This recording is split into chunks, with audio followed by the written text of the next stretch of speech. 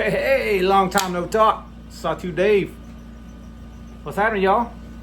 So, been busy.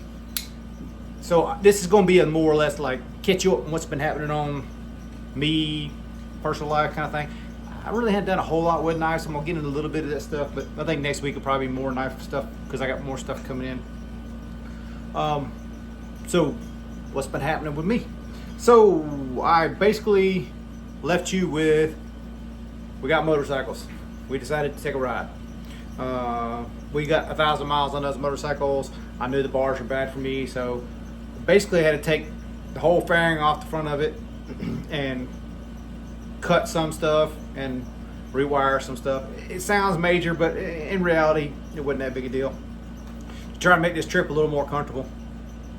We originally wanted to go to Salt Lake City, and if you didn't see my short, I put a short out just letting y'all know that basically I wasn't going to be doing videos for a couple weeks, maybe a month or whatever I said in that video. I can't remember.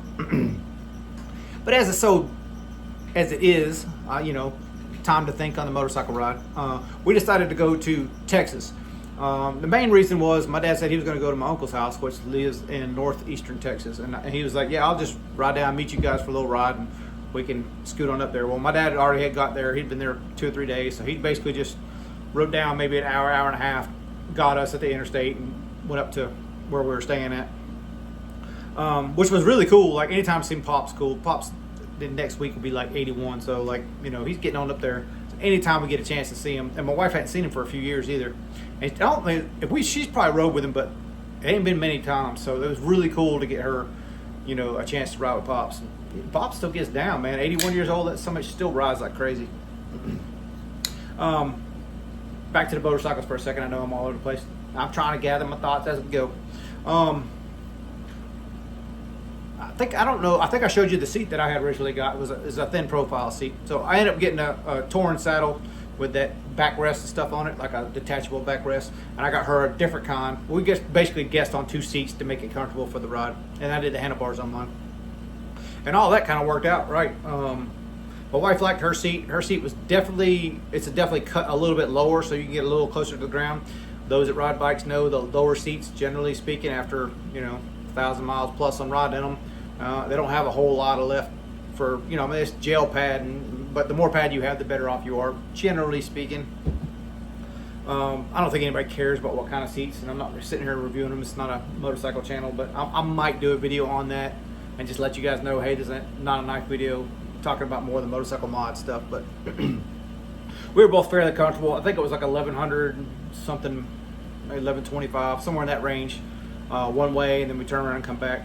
I got the actual mileage on the bike. I just too lazy to go and do it. So basically, we were supposed to leave on a Tuesday morning, but we got done with work Monday. This would have been a week ago, basically. We got done with work earlier than expected. We had 2 cancellations. We were supposed to work till like 6 that night. We had 2 cancellations, and we found ourselves off at work at like 2:30, and we're like, "Wow, should we grab dinner now?" And I was like, "Let's grab dinner in New Mexico." So that's exactly what we did. We came home, got on the bikes, and just split. Got hammered down on the road. Got to like Las Cruces area. From us, it's about 300-ish miles to Las Cruces, and basically got a hotel there.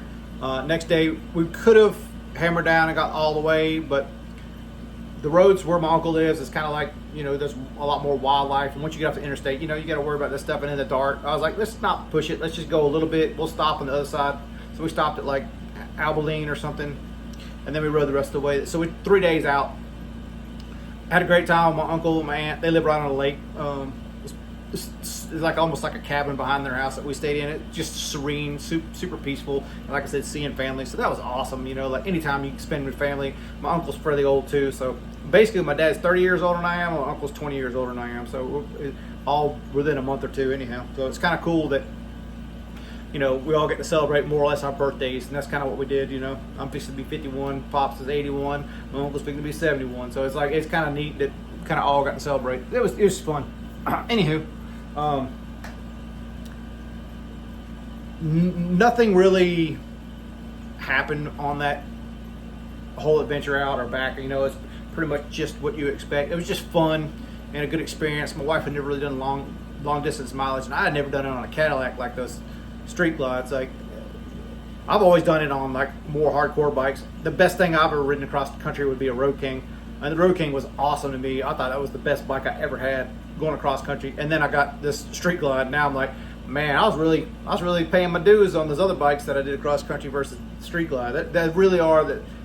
Once you get them all dialed into how you like them, which I'm still working on that for me, but like, you know, for basically 2,200 miles or whatever round trip, I got a really good idea of what works and what don't for my bike. And it's all about motorcycles right now. I'm fixing to cut to some other things. Let's do that. Before I left, I had done some regrinds for some people, and I love doing community regrinds. I was going to show pictures of them. Both YouTubers I did nights for were like community builds. So one was Brother Chuck at Chuck Nunface. So if y'all haven't seen his video, go watch his video. I did a Bowie XM for him, XM 24. And then for Stevie, I did Stevie. I did his Spartan Heartsy, and then he got his anode after the fact. Which, man, both those knives came out awesome to me. Like Nunface had some different scales and a bead made and some other stuff done. Like, it's really cool to be a part of community builds. Like, I love seeing what other people in the community do, and it's like fun to pull our resources in. Like, I've done one with Mitch and Rodney before. It's just super fun, man. Like, those community builds are like some of my favorite things to do. Like, everybody put their little touch on one part of it, and it turns into something really cool at the end of it. But I encourage you to watch those videos if you hadn't already. Said Stevie and Chuck Nunface. And then I did a few for Paul as well. I got another one here. I can't even remember who it's for, to be honest with you, but I'll try to get your knife done this week if it's possible. I think I told a couple people to hold up on not sending knives. Y'all can send them now if you want to. If you get this, see this, y'all can send whatever you want to back home, so shipping's in normal. So when I left, before I left, I was supposed to get a package from Brother Carco. It didn't come until after I'd already gone. If I'd have maybe waited till the mail came on Monday, I probably would have had it, but I don't even know that for sure.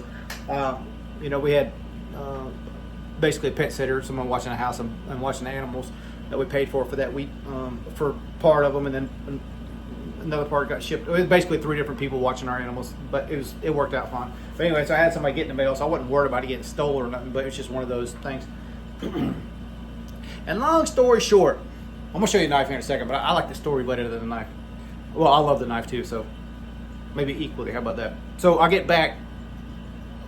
On the way back, we did one day, and then we did a hammer down day. We did like almost 800 miles, 750, 800 miles, something like that on Saturday, because, you know, the weather here is still like 104 hours. It's ridiculous. It's comfortable in the morning until about 9, and then it's just ridiculously hot from pretty much down on out. So it's weird. October, still hitting 104. It's kind of ridiculous. So I know everybody's experiencing hot weather, but Tucson hot's a different breed. Even right across the country, New Mexico wasn't that bad. Like, as soon as we come over the mountain and going into Tucson, I was like, oh my God, just feel that heat coming back. So like, we knew we were back in Arizona, or in Tucson in particular. Even, you know, further out in Arizona is not as bad as Tucson. I'm a rambling, but y'all I gotta catch up on 2 weeks worth of rambles. I missed 2 weeks worth of rambles, so you gotta expect a little bit, right? All right, so back to the package. Brother Carco was sent, and I got it when I got here. But then when I was talking to him, let him know I got it. Where I went to go visit my uncle, if I would have just known he lived there, he lives 15 minutes from where I was at. I could have got it in person, and he's gonna send me a bunch of other stuff I could have got in person. So I was like, damn, man, missed opportunity. But next time I go to my uncle's, I'm definitely gonna go visit Carco Chris at the same time. He even told me the name of the city, and he didn't register to me. And then my wife's like, wasn't that the city your aunt was talking about driving me to? I was like, damn it was. So like, just all around like missed opportunities, which sucks, man. But Brother Chris, we're gonna do it next time, I swear, bro. Anyway, so the knife that I got, now that we're 9 minutes in, I'll show you the first knife. Well, I showed you a saw 2 minutes ago. But anyway, Diamondback. And I had zero interest in these Diamondbacks, really, to be honest with you. I always thought they were too small for me. But the more I handle these little, smaller DSKs, the more I like them, man. Like, anyway, since the Diamondback, and this one is in Damascus. You know, I'm not fond of these vented frames that he does, but at least it's the full thickness. Like, it's the full, it ain't the, you know, I've seen some of his DSKs that are starting to get on the thinner side. Now, I definitely don't like those, but the full thickness is ones, and it's got a bougie clip too. So anyway, me and Chris worked out a trade, and this one came my way. I'm gonna do some more work, and basically at this point, man, it's so one-sided. I feel like I got the way better part of that deal, so I'm gonna make it up to Chris, whether it's do another knife or work I do for him down the road or whatever it is. But I owe Chris big time, because this is definitely a bitchin' knife. Anyway, well, let's get back to the Diamondback. This is, according to Chris, this is one of the few that are like the 3 3/4 inch blade instead of the 3 1/2 inch blade, so it's a little bit bigger than the other one. I think he said he only knew of 2 and only seen 2 or something to that effect. So yeah, I'm happy to have that one. And for size comparison, for me, like, I got to go to that forward finger troll, but you can see, like, it fits pretty good, man. Like, I mean, I could go, if I'm back here, it's a little tight, but I can get back on the back and not use that forward finger troll. It just makes it easier to kind of slide up and use that whole finger troll. It's a good size knife. I like it, man. I'm digging it. So anyway, new Diamondback for the collection, new DSK. Y'all know I'm all about them DSKs. Like, I don't know, like, I go in and out of the Medfords. Like, I like Medfords. I like owning the Medfords, but for the most part, they kind of just sit. I pick one up and they'll feel, oh man, this is awesome. I should be carrying this, and then I'll carry it one day and then it'll sit again. The DSKs, like, every time I pick them up, I love them and I carry them. I carry the shit out of them. I really enjoy the DSKs. So I might push hard on trying to get a few more of the models that I haven't experienced before on the DSK side of things. But there's other things in the background working on, reacquiring some knives I used to have, getting a few knives that I knew in that I haven't ever seen before. So. And some that I have seen before. But anyway, in the background, I'm working on things. But I know y'all gonna ask, Dave, what knife did you carry on your trip? Well, this is my thoughts on it. So we live in a nice free state here in Arizona. I'm going through New Mexico. I kind of knew we were gonna stay there.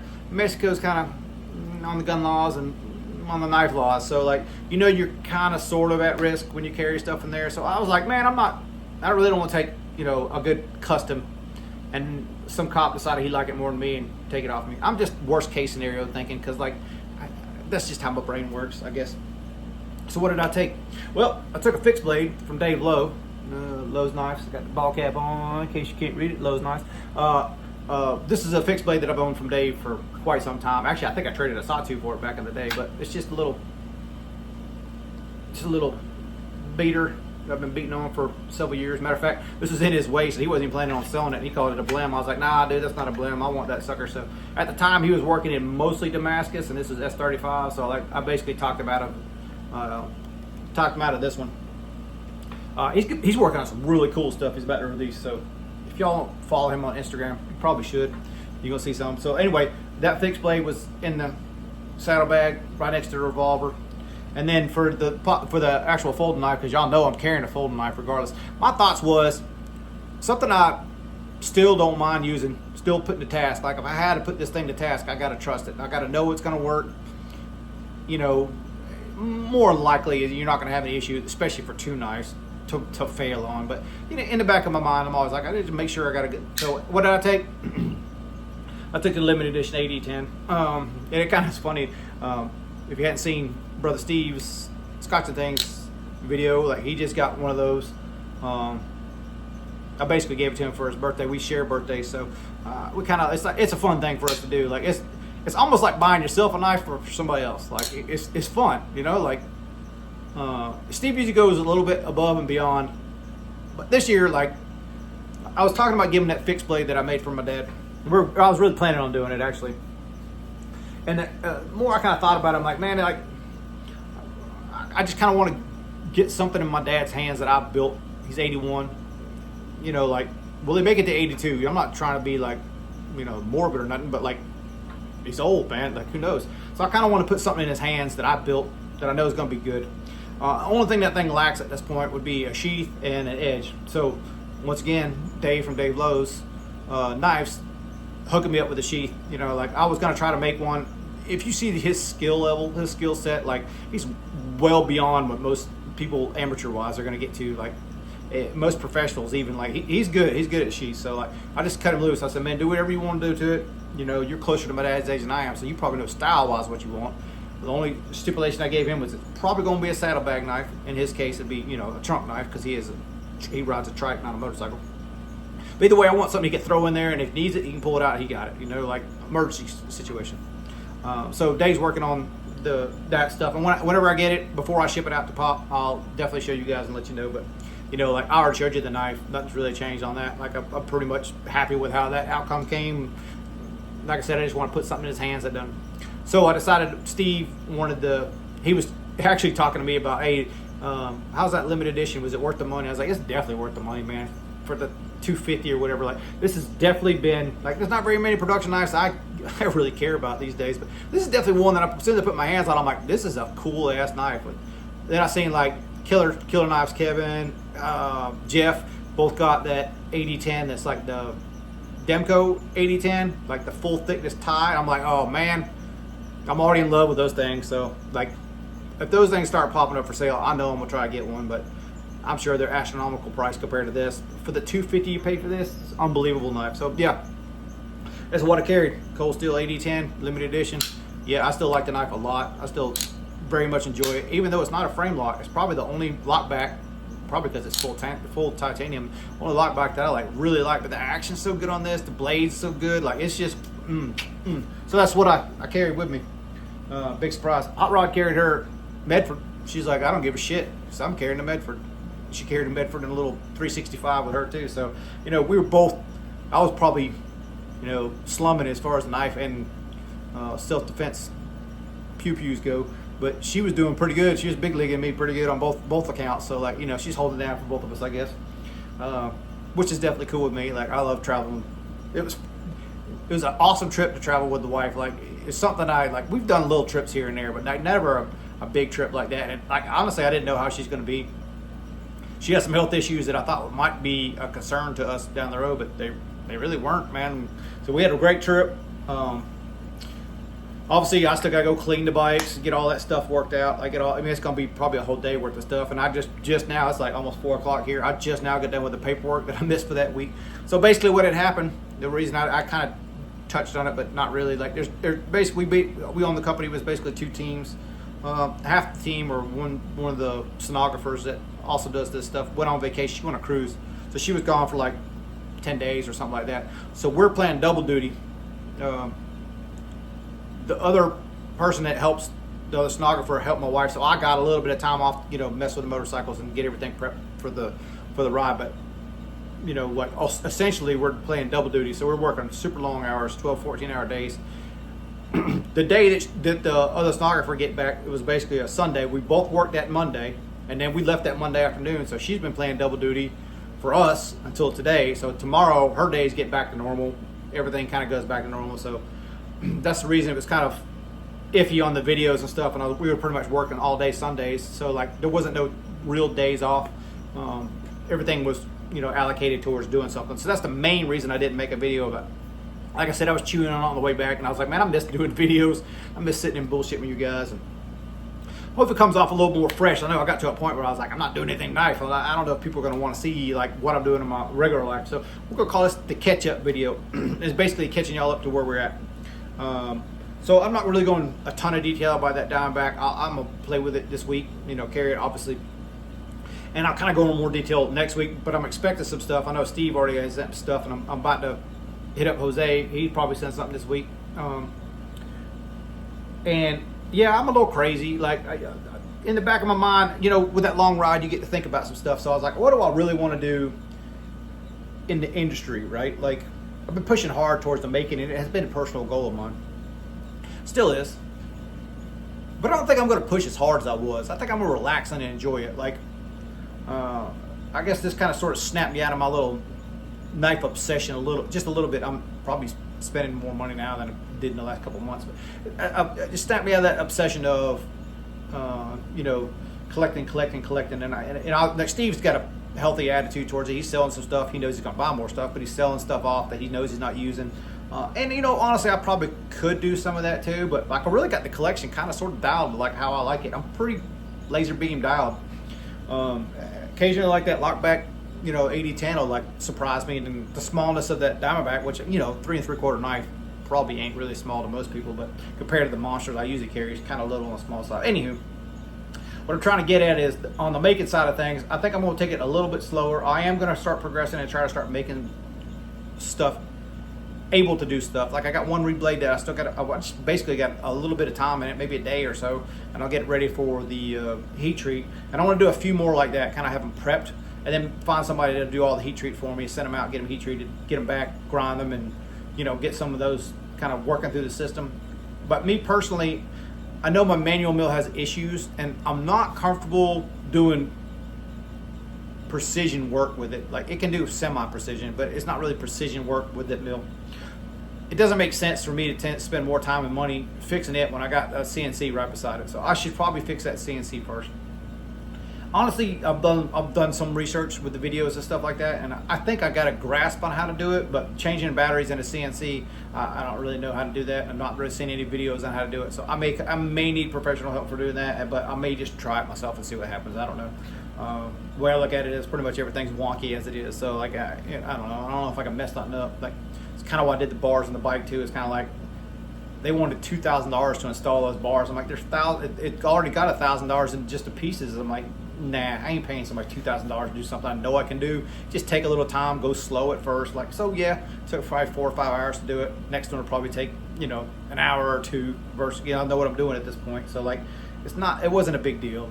Not $2,000 worth of work. And like, the fact that they get $2,000, I know they're professionals, that's their gig, and you pay for that kind of peace of mind, I guess, going through that process. But it wasn't worth $2,000 peace of mind to me.